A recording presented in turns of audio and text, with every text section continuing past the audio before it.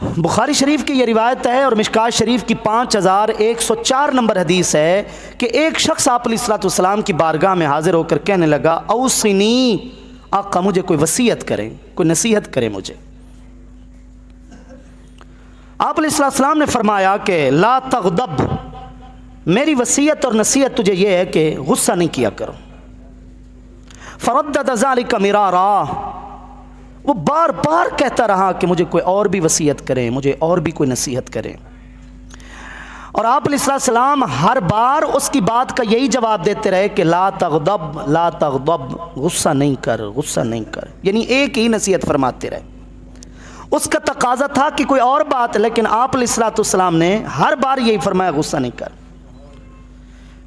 मुहद्दिसीन और शारिहीन ने लिखा है इस हदीस के तहत, या तो आप अलैहिस्सलाम उसकी गुस्से वाली तबीयत को जानते थे और इशारा दे रहे थे कि किसी और नसीहत को क्या करेगा, इतनी बुरी आदत है, पहले उसको छोड़ दे, तब कोई और नसीहत भी तेरे अंदर असर करेगी, सबसे पहले गुस्से वाली आदत को तो छोड़। या फिर मतलब यह था कि अपनी उम्मत को पैगाम देना था, हर बार अगर आपने एक ही नसीहत की तो उम्मत को पता चल जाए कि यह कितनी बड़ी नसीहत है कि गुस्से को कंट्रोल में रखो, गुस्से को कंट्रोल में रखो, कि जब इस पर अमल कर लोगे तो सारी खूबियां तुम्हारे अंदर आ जाएंगी। दोस्तान मोहतरम, ये बात हमेशा याद रहनी चाहिए कि गुस्सा सिर्फ हमारा दुनियावी नुकसान नहीं करता, कुछ सिर्फ कारोबारी नुकसान नहीं करता।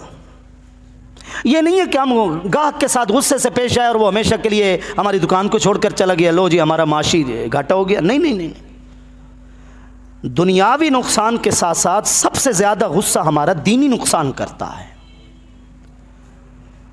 ईमान के सरमाए को तबाह करता है, मताए ईमान को लूटता है।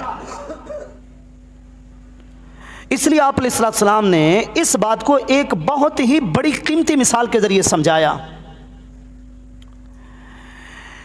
बैहक़ी शरीफ की यह हदीस है, आप अलैहिस्सलाम ने इरशाद फरमाया, इन्नल ग़ज़बा ला युफ़सिदुल ईमाना कमा युफ़सिदुस साबिरुल असला, कि जैसे शहद के अंदर तुम एलवा डाल दो, जेको आपस रेकेज कोड़ तुम दें हंजल इंद्रैन, अगर तुम शहद के अंदर वो कड़वी से कड़वी चीज़ डाल दो तो जैसे उस कड़वी चीज़ ने शहद के ज़ायके को भी ख़राब करना है, उसके नफ़े को भी ख़त्म करना है, गुस्सा भी तुम्हारे ईमान को ऐसे ही बिगाड़ देता है। देखो शहद में शिफा, शहद का ज़ायका सुभान अल्लाह है, जिसका अल्लाह ने भी जिक्र किया, ऐसी नफ़ामंद चीज़, लेकिन कड़वाहट ने उसको ख़त्म कर दिया, बिगाड़ के रख दिया। तो फरमाया ईमान भी तुम्हारा नफ़ामंद है, खैर और बरकत की चीज़ है, लेकिन गुस्सा उसको बिगाड़ देता है, उसको ख़राब कर देता है। इस तरह आप अलैहिस्सलाम ने मिसालों के ज़रिए समझाया। असल ताकत, असल क़ुव्वत, असल पहलवानी गुस्सा करना नहीं है, गुस्से को दबा जाना है।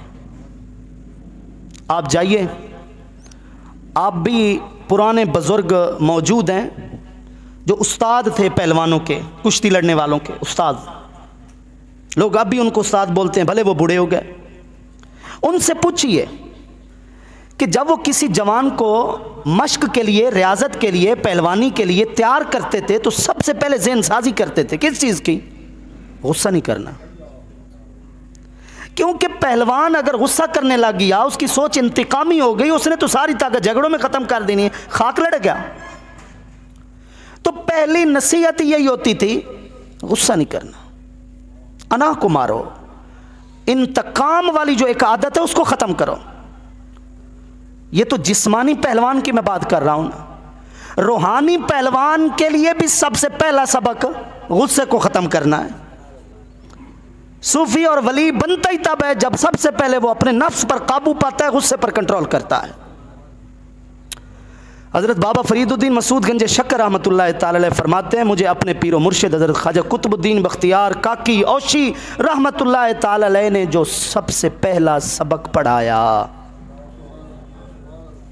सबसे पहला जो दर्स दिया, पहली सीढ़ी, और आप इस पहले सबक से अंदाज़ा कर लीजिए कि अल्लाह वाला बनता फिर कैसे है। उसके लिए बुनियादें क्या हैं, बुनियादें किन अच्छी आदतों और सिफतों के ऊपर उसकी शख्सियत की एक इमारत खड़ी होती है। पहला सबक यह था, हजरत ने फरमाया, फरीद अपनी ज़बान से ये ऐलान कर कि हर के मारा यार न बवद अयज़द ऊरा यार बाद, वहाँ के मारा रंजा दाद राह तशबिस यार बाद। बोल के जिसने हमें अपना दोस्त नहीं बनाया, ऐ मेरे रब तू उसे अपनी दोस्ती से महरूम नहीं करना, तू उसे अपना यार बना लेना। और बोलो कि जिसने हमें तकलीफ़ दी, खुदा करे कि उससे तकलीफ़ ना आए, अल्लाह उससे राहत ही राहत पहुँचाए। और यूं कहो कि हर के ऊ खारे ने हद दर राह मा अज दुश्मनी, हर गुले के ज़बाग उमरश बशिकफ दे बेखार बाद। बोलो कि जिसने हमारी राह के अंदर कांटे बिछाए, उसका अपना ज़र्फ, लेकिन ए मेरे मालिक उसकी ज़िंदगी के बाग में जब भी फूल खिले, उन फूलों के साथ कोई कांटा ना हो। बोलो, ये पहला सबक।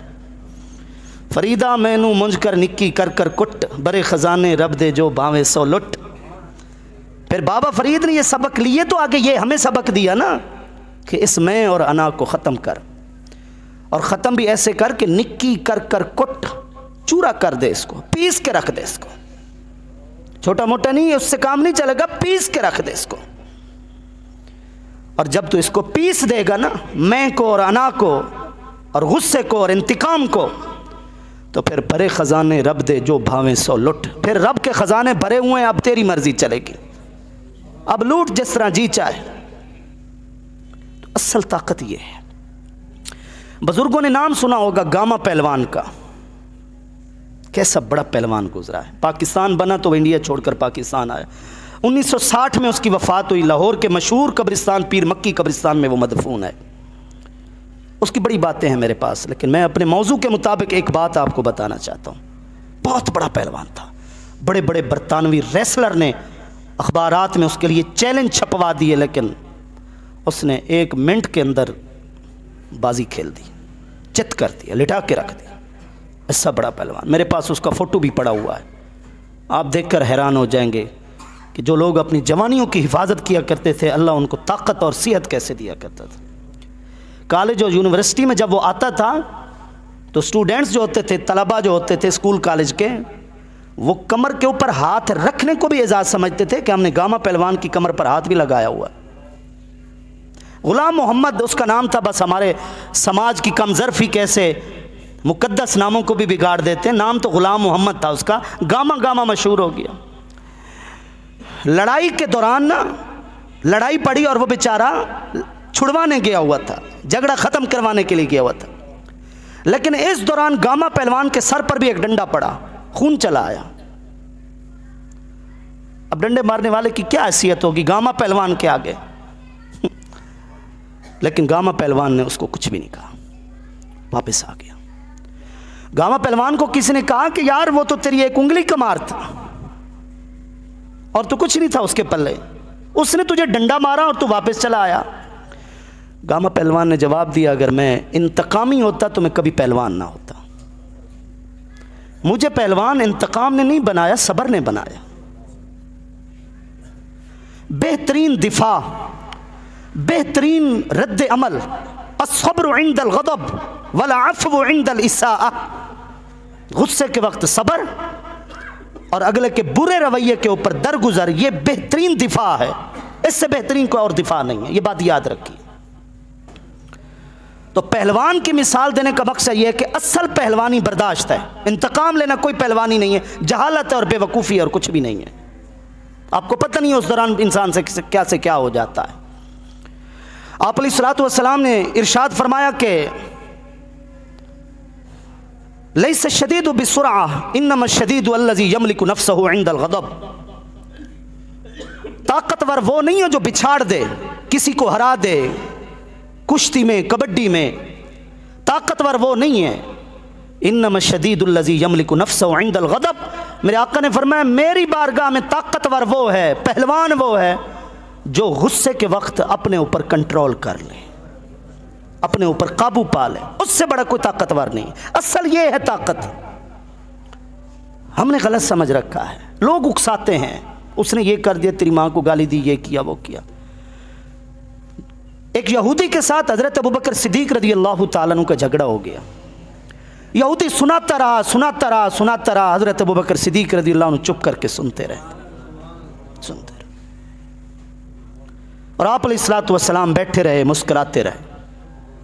सिद्दीक अकबर की खामोशी पर सिर्फ एक बात का जवाब हजरत अबू बकर सिद्दीक ने दिया और मेरे आका करीम अलैहिस्सलातु वस्सलाम उठकर खड़े हो गए और चल दिए। हजरत अबू बकर सिद्दीक ने जाकर अर्ज़ की, या रसूल अल्लाह सल्लल्लाहु अलैहि वसल्लम, मैं खामोश रहा, वो मुझे सुनाता रहा, आप भी बैठे रहे और मैंने सिर्फ एक बात का जवाब दिया और आप चल दिए। मेरे आका ने फरमाया, अबू बकर जब तक तू खामोश रहा तेरी तरफ से फरिश्ता जवाब देता रहा, और जब तूने खुद ही मैदान संभाल लिया और बोलने की कोशिश की तो फिर फरिश्ता चला गया, इसलिए मैं उठकर चला आया। हमारे लोग खड़े रहते हैं, बर्दाश्त करते रहते हैं। झगड़े में अगर कोई माँ की गाली दे दे, बेटी की गाली दे, फिर वो छलांग लगाते हैं और हद पार करते हैं।